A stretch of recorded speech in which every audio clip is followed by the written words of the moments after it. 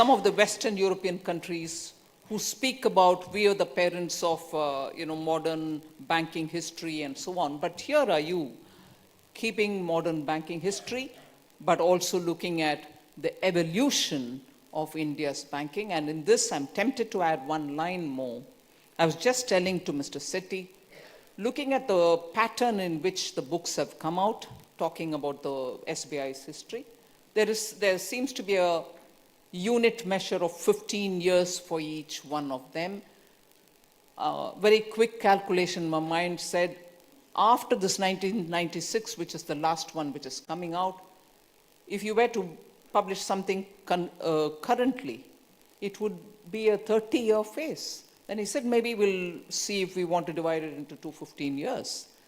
But whatever be it, between 2014 and today, the role of SBI in taking banking to the ordinary citizens in the far-flung areas, be it through your digital public infrastructure or your digital banking services, or through the various government schemes which are aimed at reaching the common man, insurance, Jan Dhan Yojana, PM Suraksha Yojana, Jeevan Bima Yojana, or Pension Yojana, Atal Pension Yojana, or through the various other priority sector lending area of activities.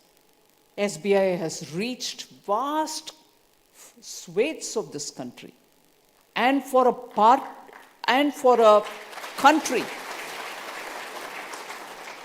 country with this kind of a population, you've touched, if not all, most of their lives in one way or the other, directly or indirectly.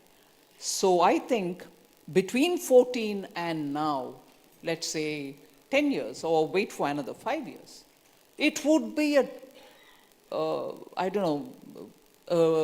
trajectory which you would never be able to compare yourself with. I compared with the 100 branches in 5 years in 1920 at the time of amalgamation to 22,500 now.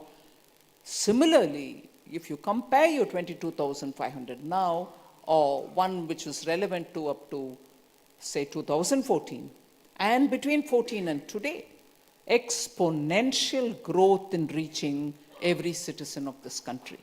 So,